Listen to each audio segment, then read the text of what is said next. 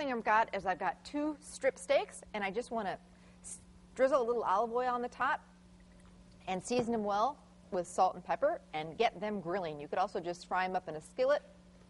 And these happen to be strip steaks, which are on sale, but you know what? Any kind of steak would work, whatever's in your budget. Or, like I said, sometimes you'll, go out for dinner and you'll have a little bit of leftover steak or maybe half a steak.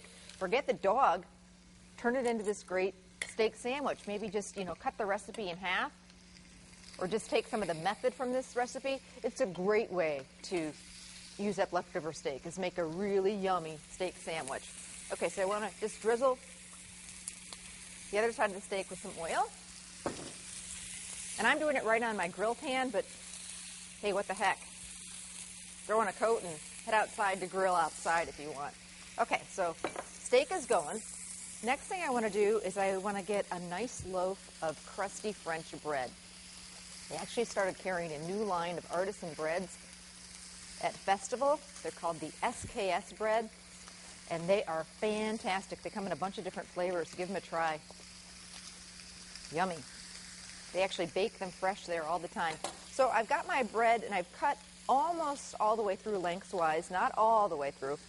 I just want to form a nice pocket for the meat and all that filling. And I'm going to throw it in the oven just to toast it up a little bit. I think sometimes that's the difference between a good sandwich and a great sandwich. Not in all cases, but in some cases, when you toast that bread, it just kind of takes it to the next level. This is going to be, the steak's going to be warm.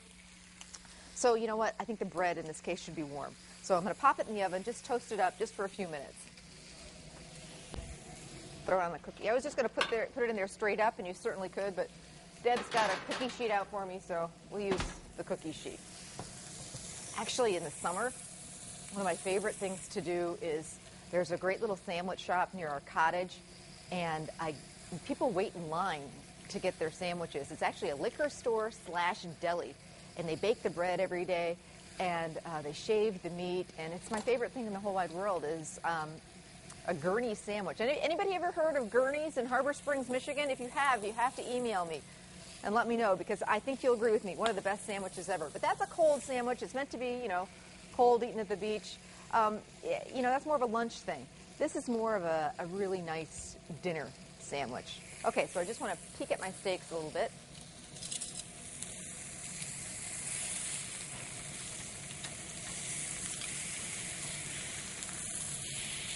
I'm just going to turn them just a tad so I'll get those nice pretty grill marks that they do at the restaurant. So that's how you do that. You start them out one way, and then you just turn them just a tad on an angle, and then you'll get those nice crisscross marks.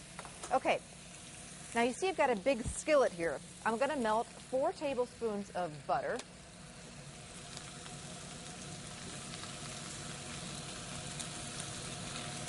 And I've got 2 to 3, just depending on how big your onions are. Sometimes those onions are ginormous. In that case, you need about 2. If they're more like medium-sized, you're going to do about 3 onions that we've sliced up pretty thin, just into rings. And what we're going to do is cook those low and slow and make them really, really sweet and wonderful and caramelized. So this is going to take a good half hour to 45 minutes. So I'm going to get those onions in my skillet. And I have to admit, Bob, my guy, is not a big onion guy. Any kind of raw onion on a sandwich, it doesn't go for it at all. In fact, whenever we order subs or whatever, he's like, hold the onion. But let me tell you, once you take this step and caramelize the onions and cook them low and slow, you lose all that bite from a raw onion. And if you've never had caramelized onions, let me tell you, they're a little bit of a pain to make because it's, kind of a process, but they are absolutely fabulous. I don't think I've ever met anyone who didn't like them. They just turn sweet and wonderful, kind of like if you've ever had roasted garlic. It just mellows out and becomes really sweet and wonderful. My mom and dad, whenever we used to grill steaks, we wrap an onion. In fact, I'll have to do that recipe on the show one time, but we'd put some butter on an onion, a whole onion, and wrap it in foil and grill it for like an hour. And just, oh, what a great side to steaks. It just becomes sweet and wonderful. So I want to get those onions going for a little bit. Just get them started. Check on those steaks. I think I can probably flip them now. Gorgeous. Yum.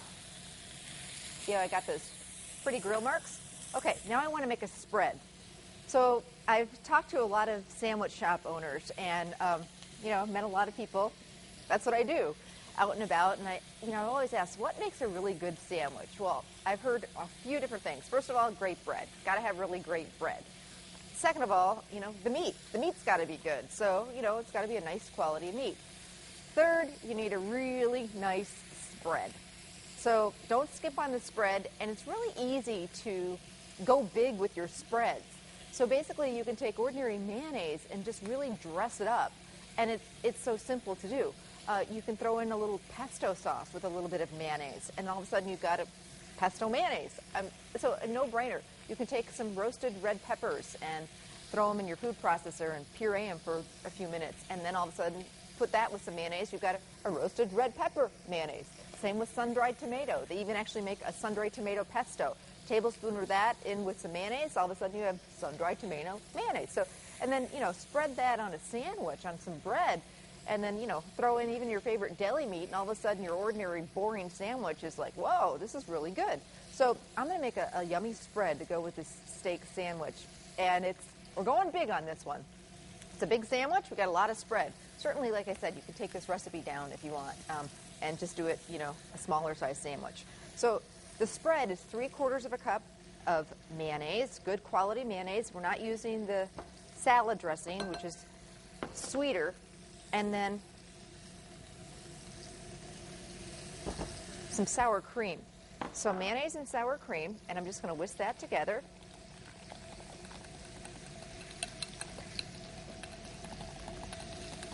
Got about a 1/2 cup of sour cream.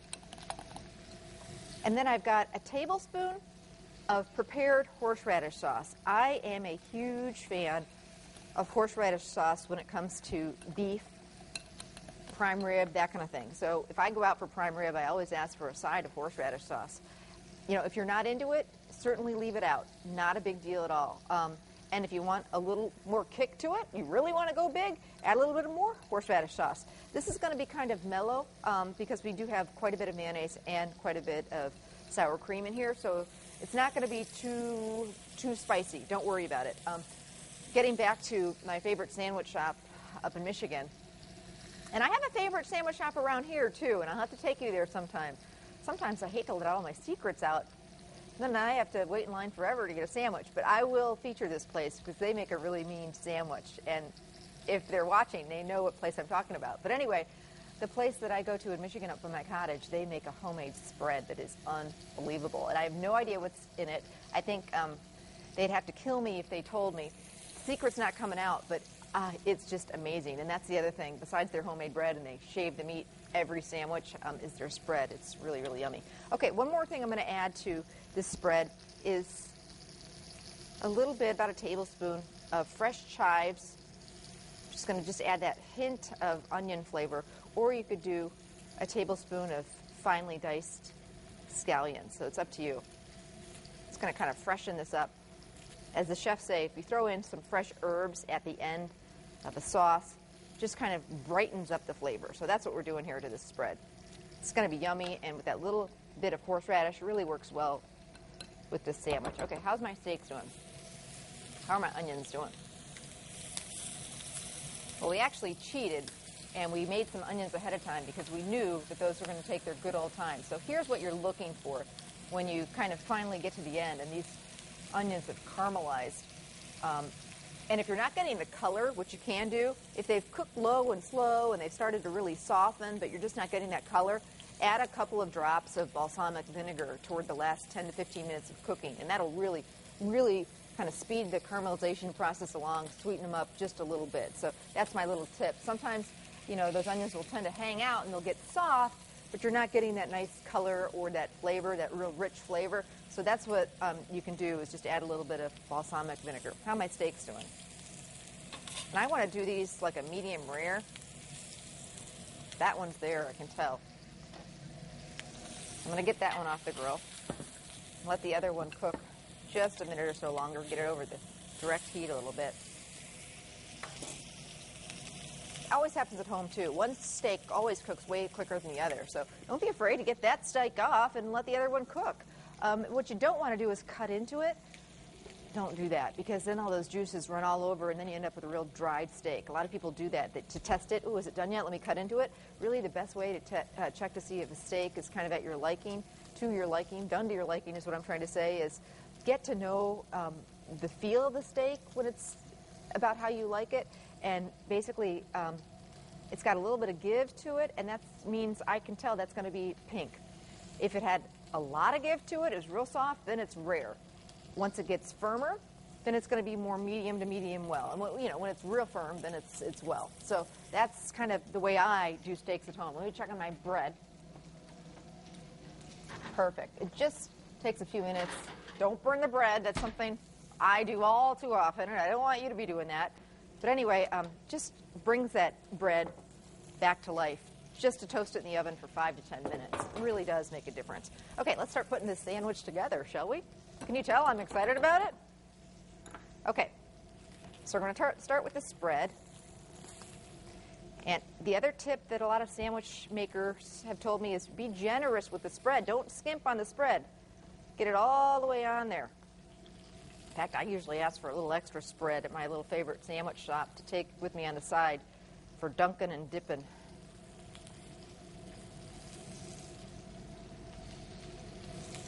So get that spread on there.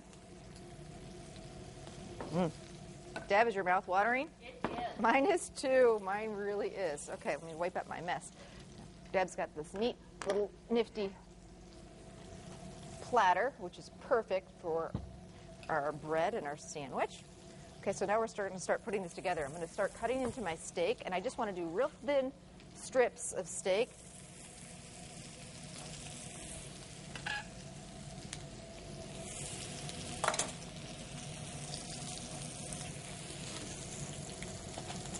Ooh, perfect, just like we like it, Deb. And of course, if you like it a little bit more cooked, do it to your liking.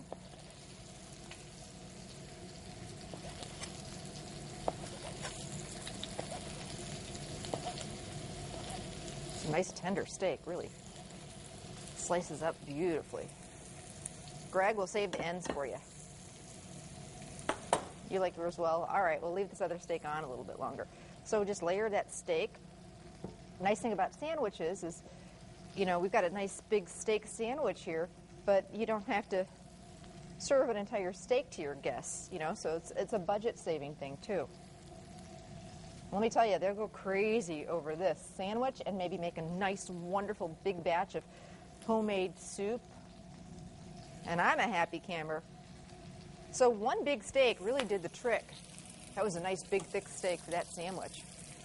All right, now we're going to do some caramelized onions that have just gotten sweet and lovely. This is a get me a roll of paper towels or lots of napkins sandwich. But we're going big, so that's all good.